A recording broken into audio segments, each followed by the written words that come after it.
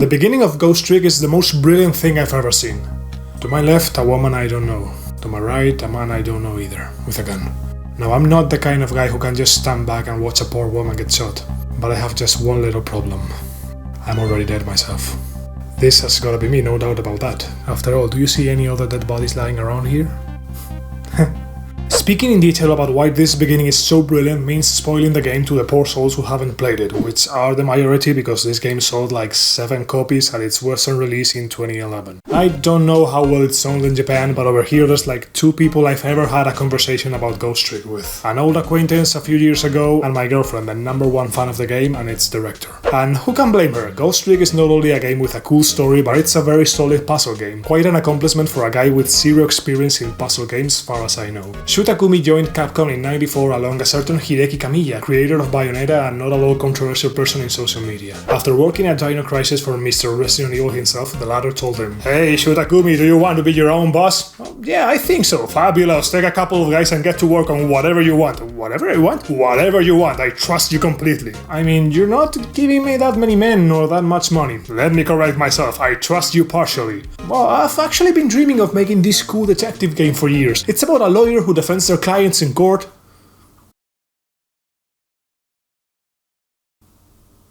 Wait, you're serious? "Not only that, but I'd like to publish it internationally."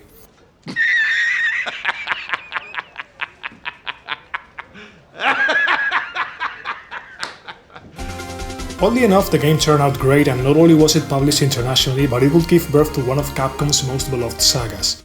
I mean, maybe that's a bit of an overstatement, but it's undeniable that Ace Attorney has a fanbase that is very fond of the franchise. A few games and 9 years later, Takumi gets to work on Ghost Trick, a crazy twist on the detective genre, and what the heck, also the puzzle genre. With zero experience in said genre, it's near unbelievable that Takumi published what is, in my humble opinion, one of the best puzzle games I've ever played. As I said, I've never been much of a puzzle enjoyer, but I think Ghost Trick's puzzles are tremendous because they expand on the 2 directions I consider puzzles should. On the one hand, Ghost Trick expands its puzzles vertically, meaning that it deepens and complicates its mechanics, its level being more difficult than the last, culminating in a final test, a spectacular sequence inside a submarine that I think is really cool. And on the other hand, Ghost Trick brings to the table new mechanics that change how you interact with and sometimes even how you perceive the game. Pretty cool. Even though it's a genre I'm not the biggest fan of, I think Ghost Trick is fabulous. Super solid gameplay accompanied by a fantastic story.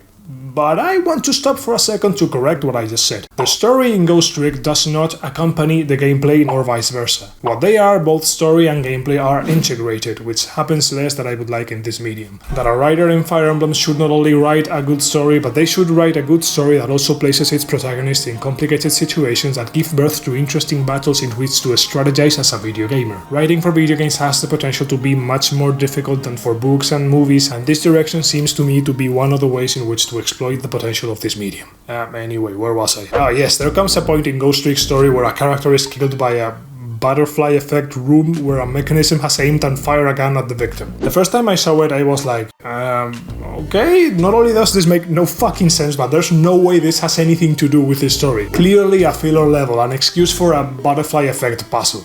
I was dead wrong. Not only does this room have a reason to exist within the story of the game, in that it is a recreation of a crime scene that a dedicated inspector has reconstructed, but it also has a reason to exist outside the game, in that the writer is foreshadowing that this room would be very important later on. And oh boy, it is indeed. By the time that room makes an appearance, a whole bunch of pieces start falling into place, in places incidentally that you wouldn't expect at all. There comes a point in Ghost Trick's story where shit really hits the fan and it goes bananas, and you start recontextualizing pieces from the beginning of the game that were there all along that you didn't notice because you were looking at them from the wrong angle and the wrong light, and it's all wonderfully intentional. Ghost Trick's plot is wonderfully tied up in the strongest of sailing knots. Each and every character, scene and element of the story is there for a reason and will either have relevance later on or already had relevance, and as I mentioned, you didn't realize it because you were missing information or thinking too inside the box perhaps. Really, every time a game plays with the information the player has or doesn't have, I freaking love it. I loved that about Outer Wilds, and I loved that about Zelda Tears of the Kingdom, as I will comment in its video.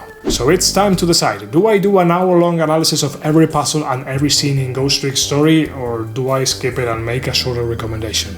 Look, I think I'm going to do the latter, because I don't think I have that much to say about each particular puzzle or that much to contribute to each particular scene, and this is not an I summarize the game channel. For what this channel is, it will be an hour of me repeating, "See, another example of great execution, this game is so fucking cool!" So extend that sentence to the whole game and you'll have my opinion in detail. For some details I'll comment on, the music is great and the animations are too. Ghost Trick is one of those games that we simply don't deserve. As a community, we are sometimes an ungrateful piece of shit that doesn't know how to appreciate the games when they come out. Nah, to be fair, there have been games that have redefined the industry and have become insta-classics, but others like Ghost Trick, due to bad luck and much worse marketing, didn't and still don't get a chance to be appreciated. Let's hope for the best for its remake/remaster on the Switch. Kind of poetic that this game, like some of its NPCs, has come back from the dead for a second chance.